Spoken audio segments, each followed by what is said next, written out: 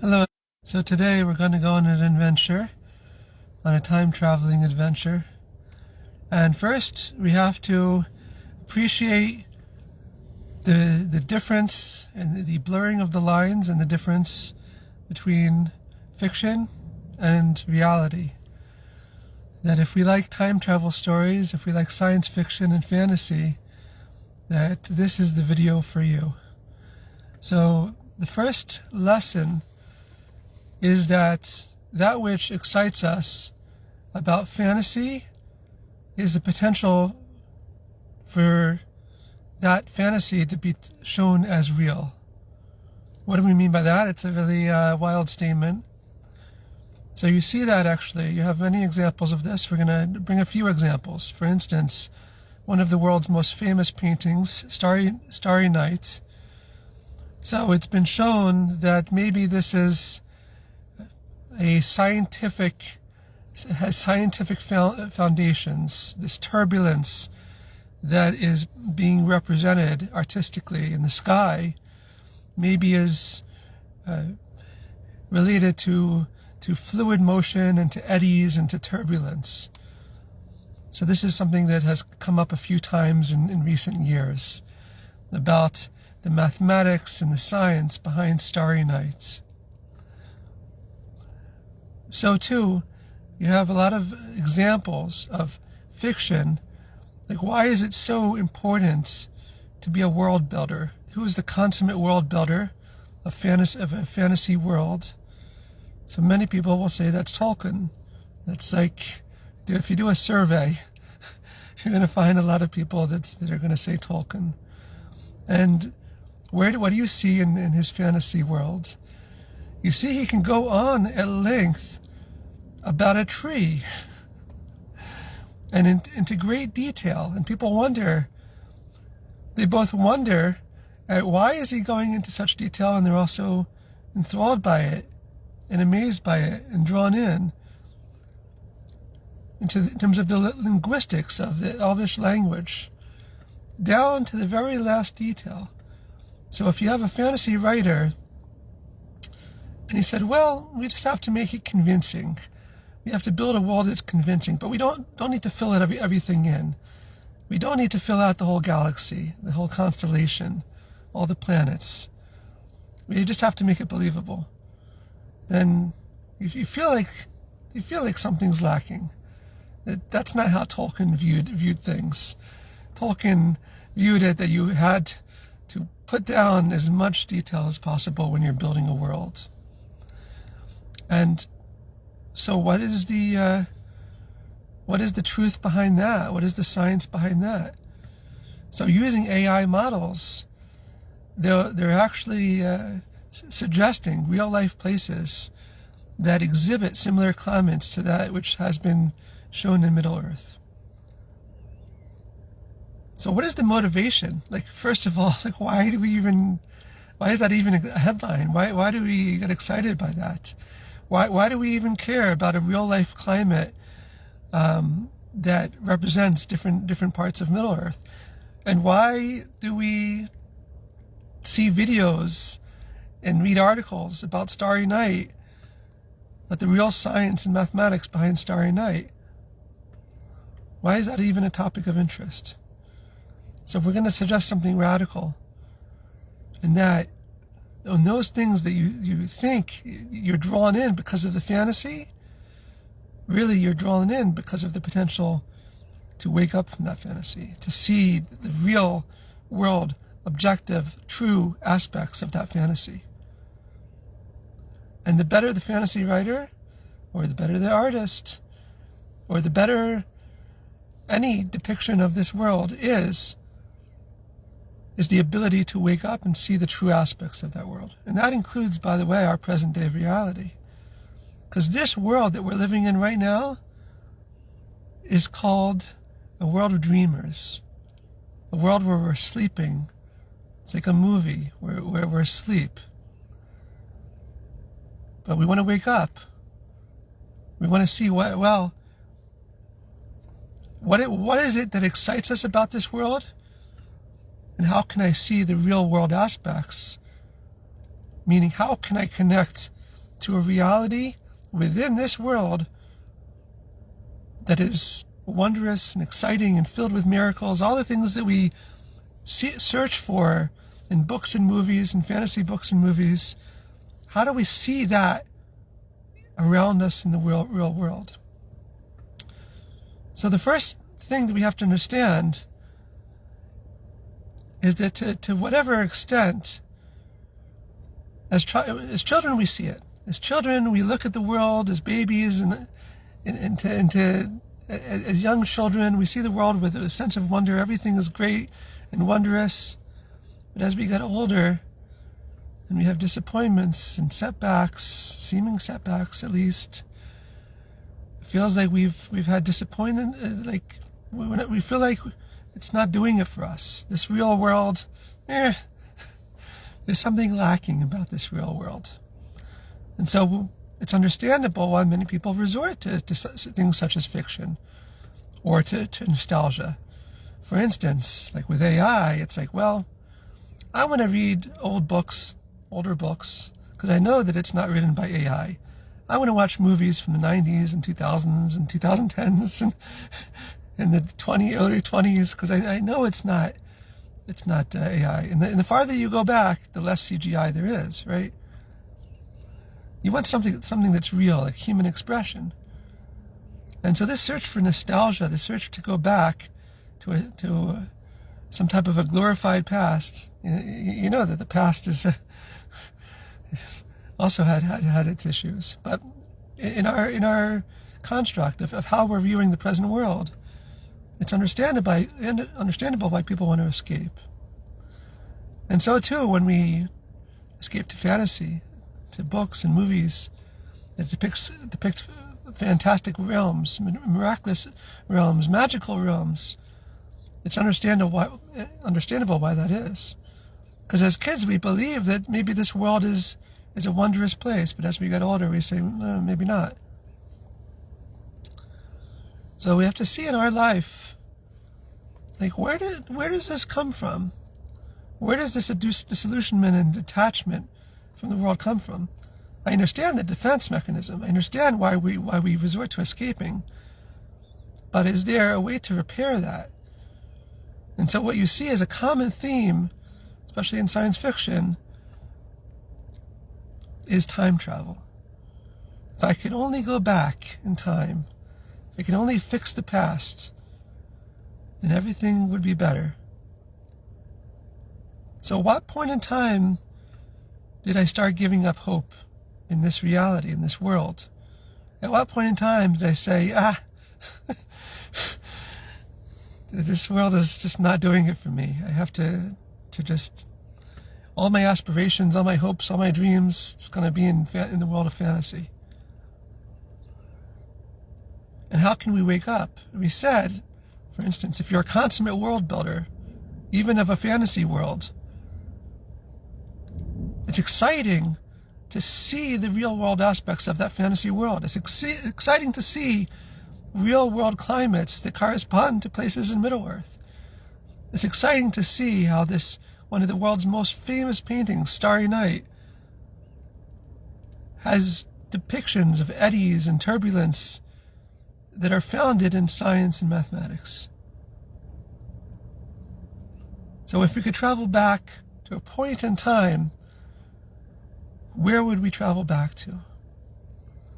So you may have noticed from the beard, so I'm an aspiring Chabad Chassid. So this is a question I often ask myself, where would I travel back to? First of all, as a kid, and any time that I think about it or close my eyes, I can imagine standing in front of a newsstand in New York in the 1920s, like the dream of a time traveler, right? You know, it's like that opportunity you have Action Comics #1, for instance, the first appearance of Superman. If only I could go back in time and buy at least one copy and preserve it in as pristine condition as possible. Oh, that would be worth a lot of money, millions of dollars. But money isn't, money only gets you so far. So even if we could go to a newsstand in the 1920s, you'd probably want to do something that has a greater significance than buy Action Comics #1. So where would I travel to? Thinking about my own life. So I thought about it, and I would travel back to, you have to put on the coordinates on your DeLorean, right? Like in Back to the Future. You have to, on your time machine, you have to put in the coordinates. Where would I travel back to? I would travel to the early morning hours of the 28th of Nisan, 5751, 1991. And what happened on the 28th of Nisan, of the Hebrew month of Nisan, the 11th of April, going into the 12th of April, if we're talking about the early morning hours of 1991, of 5751. Well, on that day, the Lubavitcher Rebbe said that he's done everything that he can to bring Mashiach, and now he's giving it to us to complete the mission. What does it mean that he's done everything he can? Meaning he did as much as he could as a teacher, as the role of a teacher, to instruct us, right? There's a lot of preparation in terms of education, in terms of spreading the awareness of God, the knowledge of God in the world. There's a lot of Torah teachings that need to take place in order to change consciousness, to shift consciousness, to be able to be ready for Mashiach. It's a new world. It's a wondrous world, filled with miracles, but it's also like the most natural thing around. It's like we said, like this is how a kid sees reality. It's the most natural thing. It's nothing magical in terms of like supernatural about it. It's the most like this is how a child sees the world. But as we get older, we start to get disillusioned many times. So Torah teaching teaches us how to see the world in a wondrous way, how to see it with the correct lens, a lens that's seeing reality as a manifestation of the oneness of God. And it takes a lot of study, and we're still studying every day of our lives. That's what Elie Wiesel said. He's a bacher. He's a consummate bacher, which means a student, a yeshiva boy, a student, someone who's always learning. So on that day, on the 28th of Nisan, 5751, 1991, the Rebbe said, he's taught us as much as he can teach us. Now it's up to us to bring Mashiach. So what would I do if I had a time machine right now? So you close your eyes and you imagine stepping into the time machine. If you're driving, or if you're not in a quiet place, pause the video and press play again when you're in a quiet place, and think about this. This is a meditation that we have right now. Quiet your mind and imagine stepping into this time machine. And you put in the coordinates for the 28th of Nisan, 5751.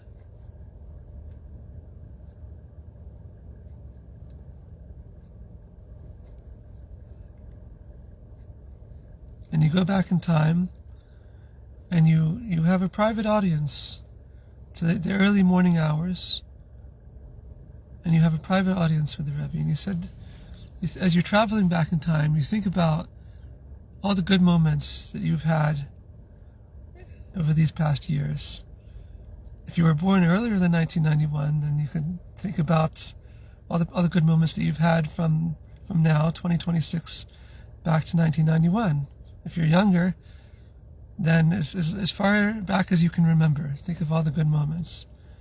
Good times, maybe you got married, children, grandchildren, good times with family and friends, and just think about all the happiness, all the happy moments that you've had. in your life over these past years.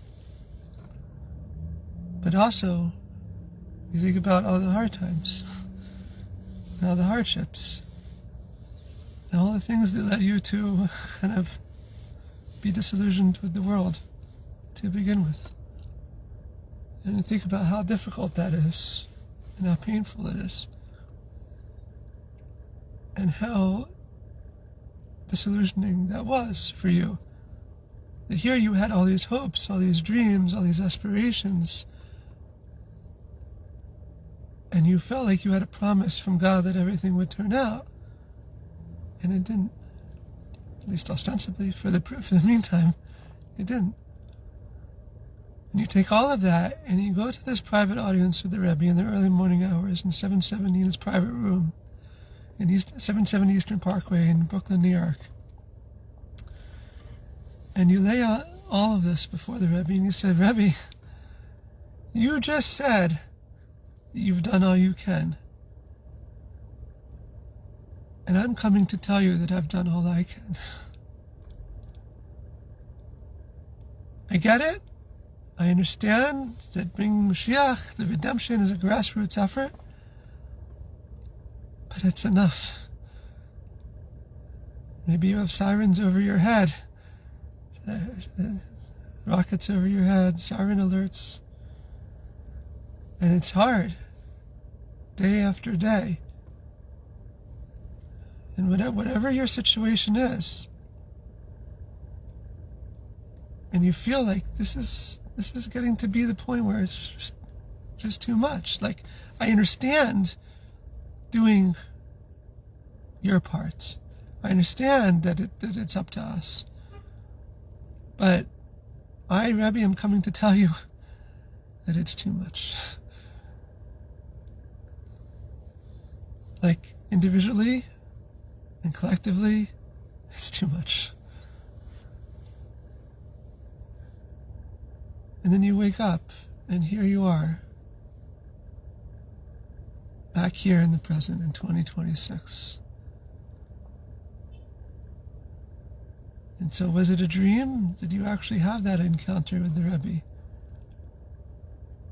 And it could be that for a time you've been wondering why you've noticed a certain time on the clock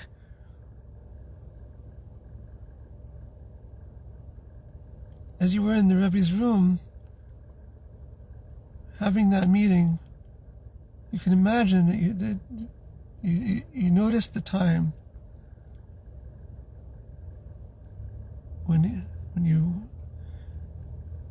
you left, or when you first went in, whatever, when you noticed the time that you were there. And for the longest while you've been wondering why do you notice that time every day, or some days? Could it be that I actually was there? Could it be that I actually had that meeting with the Rebbe in 1991? That I actually did time travel? And so you realize that when you study Torah, it's not an imagination, it's not a dream. The Torah, and connecting to the tzaddikim, to connecting to the righteous, is something that transcends time and space. And you realize that it's wholly possible that you had that private audience with the Rebbe, and you told the Rebbe what's on your heart, that it's too much. And then you woke up, and then you realize that you've been given a gift. And what's that gift? The gift to realize the potential to wake up from this fictional reality. You've been given a key, a tool. And what is that? The ability to see reality as a dream that needs to be woken up from. And so you want to tell others, you want to teach others, you want to inspire others, and you want to tell them that you too can time travel and see it for yourself, and realize that even if you escape into the world of fantasy, even if you read these books and go and watch these movies, know that the end result, the thing that's exciting about those things, is the ability to wake up from it. The science or the climate, or the real world aspects of those fantasies. So too, when the reality around us seems to be too much, too overwhelming, and too difficult, too hard. So of course, the only way is to wake up from that dream.